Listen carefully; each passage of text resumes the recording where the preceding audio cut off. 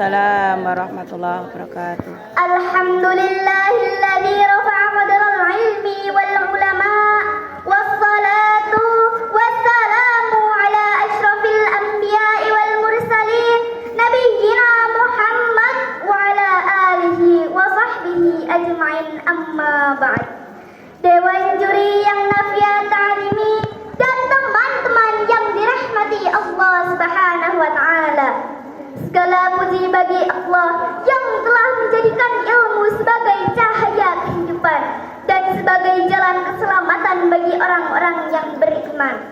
Salawat dan salam semoga terlimpahkan kepada Nabiullah Muhammad sallallahu alaihi wasallam yang telah mengajarkan segala ilmu dalam setiap bidang kehidupan.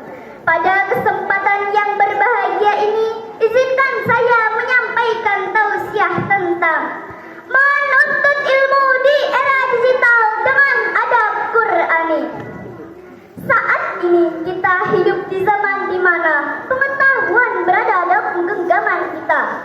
Internet, media sosial, dan kecerdasan buatan AI memudahkan kita mengakses informasi dalam hitungan detik. Namun, di balik semua kemudahan tersebut, terkadang justru membuat kita sulit untuk membedakan antara ilmu yang benar atau ilmu yang hoax, ilmu yang berfaedah atau hanya konten yang melalaikan kita. Teman-teman yang berbahagia, adakah di antara kita hingga hari ini belum mengenal ponsel atau HP? Ada? Tidak ada. Atau bahkan ada yang setelah bangun tidur langsung membuka HP untuk sekedar menonton atau mencari informasi. Benar begitu bukan? Benar. Namun ingat ya teman-teman, mencari ilmu tidak cukup hanya dibaca dari layar saja, tidak cukup hanya di scroll dan share saja, tetapi ilmu itu butuh tekad, butuh guru, butuh adab, serta perjuangan. Teman-teman yang dirahmati Allah Subhanahu wa ta'ala, teknologi adalah alat, sedangkan ilmu adalah pelita. Jika ilmu dicari tanpa adab, ia akan gelap dan membahayakan. Oleh karena itu, menuntut ilmu di era digital wajib dibarengi dengan adab Qur'ani. Lalu, bagaimana caranya teman-teman? Ada yang tahu? Jawabannya adalah 5M. Apa itu? M yang pertama, meluruskan niat karena lillahi ta'ala.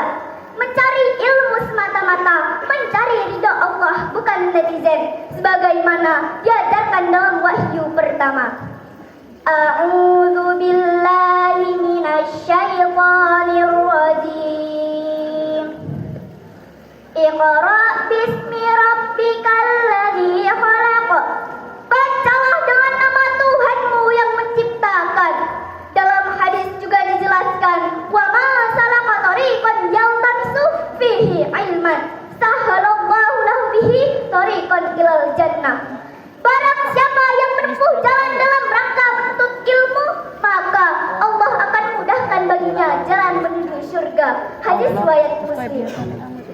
Yang kedua, memverifikasi informasi sebelum percaya dan kemudian membagikan atau bertabayun, yaitu dengan cara memilih sumber yang sahih agar terhindar dari kesesatan. Allah telah mengingatkan dalam Quran surah Al-Hujurat ayat 6. A'udzu billahi minasyaitonir rajim. Ya ayyuhalladzina amanu ya ja'akum fasiqun binaba'in fatabayyanu an tusibu qauman bijahalatin fatusbihu ala ma fa'altum nadimin. Wahai orang-orang yang beriman, jika seseorang yang fasik datang kepadamu membawa suatu berita, maka telitilah kebenarannya agar kamu tidak mencelakakan suatu kaum karena kebodohan kecerobohan yang akhirnya kamu menyesali perbuatanmu itu. Yang ketiga, menghormati guru.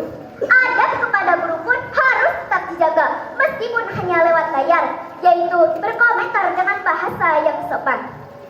Yang keempat, menggunakan teknologi untuk hal yang bermanfaat.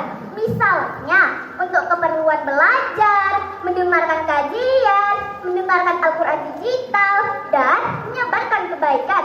Bukan untuk maksiat seperti menghujat, menghina, atau menyebarkan hal yang tidak diridhai Allah Subhanahu wa Ta'ala. Yang kelima, mengamalkan ilmu yang telah didapat agar mendapatkan keberkahan.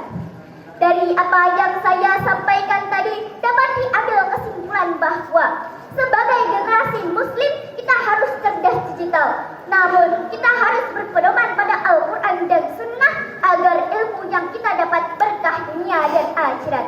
Amin.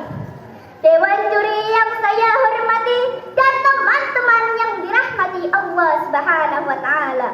Demikian tausiah yang dapat saya sampaikan. Mohon maaf atas segala kekurangan. Burung merpati terbang ke awan hingga